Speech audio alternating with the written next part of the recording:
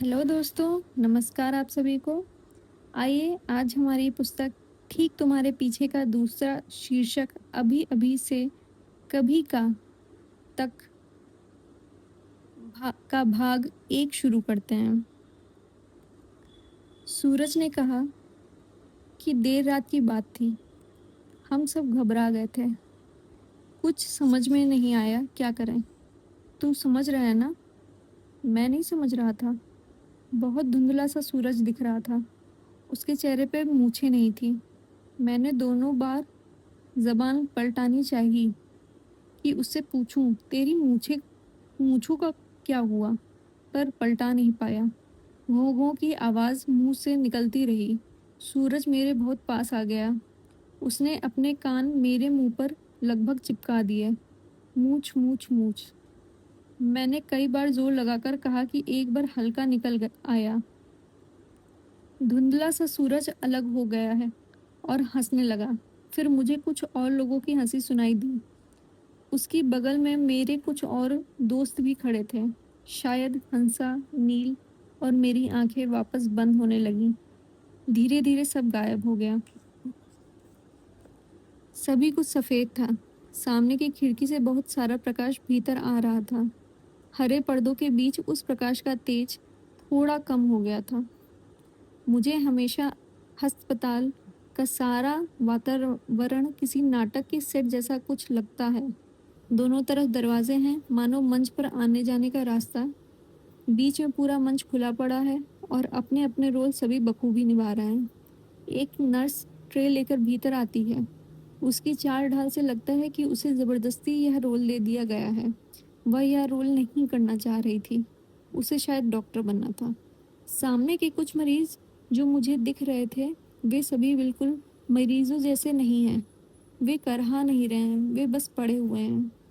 मेरी बगल में एक प्लास्टिक बैग में कुछ फल रखे हुए हैं। वह ट्रे वाली नर्स मेरे सामने से निकली। मेरी आंखें खुली देखकर वह रुक गई। कैसे हो? मैं उसे घूरता रहा। तुम ठीक हो?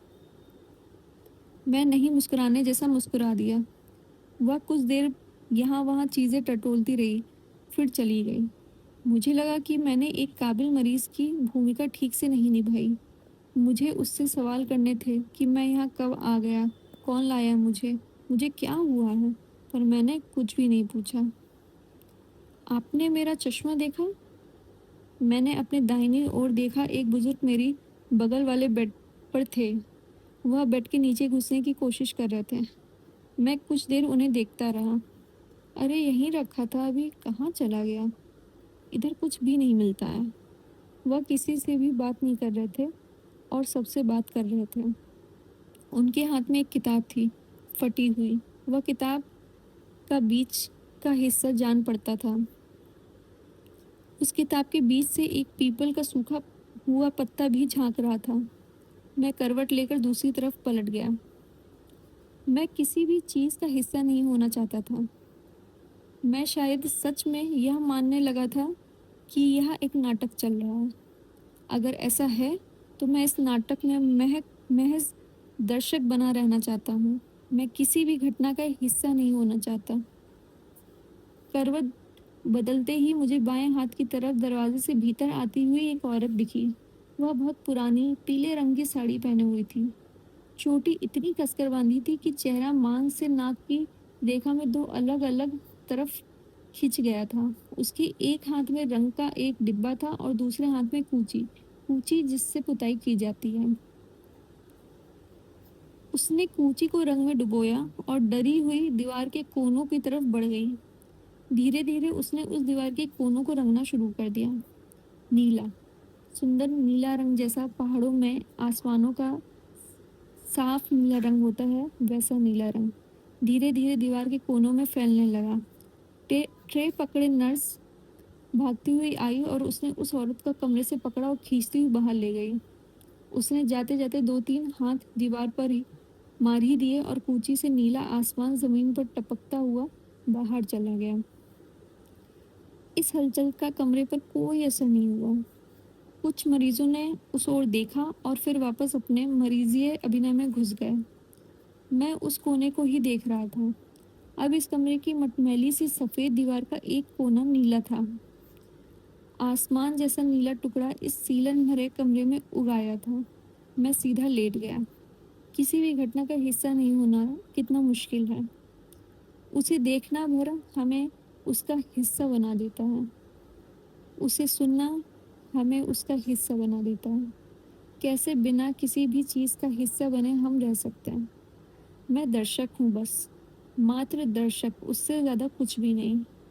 मैंने फिर दर्शक बने रहने की कसम खाई और अपनी आंखें बंद कर ली। जब आँख खुली तो नील सामने खड़ी थी। उसके हाथ में पीपल की एक सूखी हुई पत्ती थी। धीरे से उसने वह पत्ती मेरे तकिए की बगल में रख दी।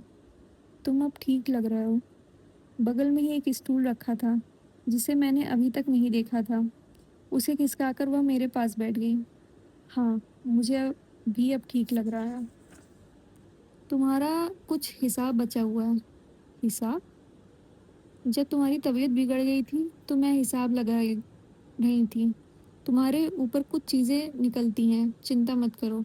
जब तुम पूरी तरह ठीक हो जाओगे तो उस बारे में मैं बात करूँगी। मैं अब ठीक हूँ, तुम कह सकती हो। मैं इस तरह कहना नहीं चाहती। किस तरह? मतलब? यह अच्छा नहीं लगता है ना, तुम अस्पताल में हो और मैं हिसाब लेकर बैठ गई।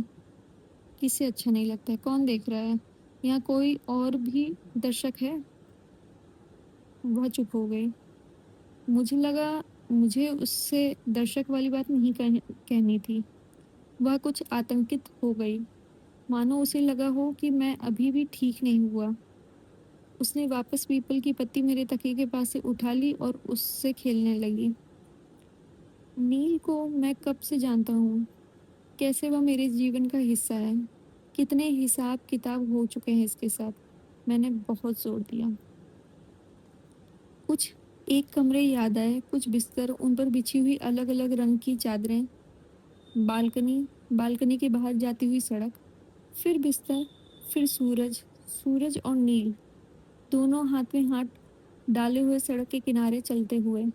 कुछ बहसें, कुछ शिकायतें, बिल्ली, आंसू, थकान, रत जगे, अकेलापन, खालीपन, मौन।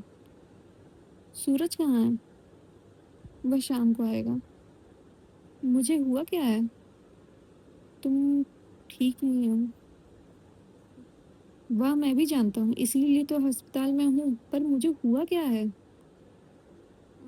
डॉक्टरों का कहना है तुम ठीक नहीं हो और तुम्हारे टेस्ट चल रहे हैं। टेस्ट? कैसे टेस्ट? अ, वही नॉर्मल, ब्लड, यूरिन वगैरह। इसमें वह पता क्या कर रहे हैं? वह तुम्हें डॉक्टर ही ठीक से बता पाएंगे। अच्छा छोड़ो, तुम कैसी हो? अच्छी हूँ। अच्छी हूँ कहकर वह बगले झाँकने लगी। किसी भी पुराने इशारे को वह साफ नकार देना चाहती थी, जैसे कुछ घटा ही ना हो। उसके हाथ मेरे बिस्तर पर ही था। इच्छा हुई कि धीरे से उसे छू लूं। बाद में माफ़ी मांग लूंगा। मैंने हाथ आगे बढ़ाया, पर वह हिला नहीं। थोड़ा और जोर लगाया, फिर भी कुछ फर्क नहीं पड़ा। नील, मेरा दाहिना हाथ। तभी मेरा हाथ हिला हिला और मेरे हाथ में बिना मेरी पूर्वानुमति के नील का हाथ कसकर पकड़ लिया, जकड़ सा लिया। नील घबरा गई। वह अपने स्टूल से उठ खड़ी हो गई। मैं खुद हाथ छुड़ाना चाह रहा था, पर नील चीखने लगी। ट्रे वाली नर्स भागती हुई भीतर आई। उसने छुड़ाने की पूरी कोशिश की। मैं खुद भी बहुत जोर की कोशिश कर रहा था। उस ट्रे वाली नर्स ने ट्रे से मेरे हाथों पर वार किया। जब उन वारों से कुछ नहीं हुआ तो उसने कुछ वार मेरे सिर पर किए। अचानक हाथ छूट छूट गया और मैं बिस्तर पर निढाल सा पड़ गया। तो दोस्तों, ये था हमारा भाग एक। हमारे शीर्षक अभी अभी से कभी कभी, कभी का तक का पहला भाग। कल मिलते हैं हम इसके दूसरे भाग के साथ। उम्मीद है आपको कहानी पसंद आ रही होगी। अगर पसंद आ रही है तो प्लीज़ प्लीज़ प्लीज़ लाइक और सब्सक्राइब करिए और कमेंट्स में अपनी राय ज़रूर दीजिए। Thank you.